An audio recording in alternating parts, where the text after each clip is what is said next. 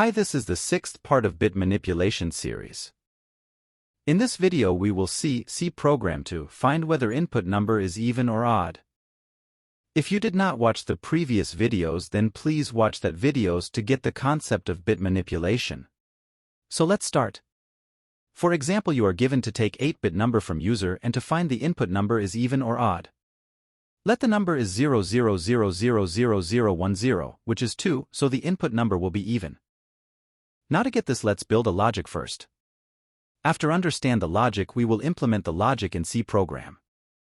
Now the input number will be even if the unit digit is 0.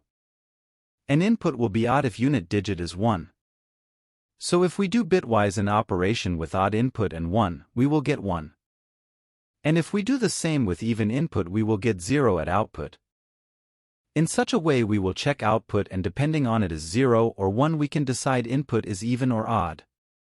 Now let's implement it in C program. #include stdio.h int main.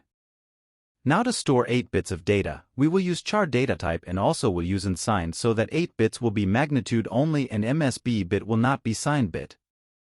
Input to take user input and output to check output. Let's take input, scanf, format specifier for unsigned, char, numerical value is HHU, so now we'll do bitwise an operation with input and 1.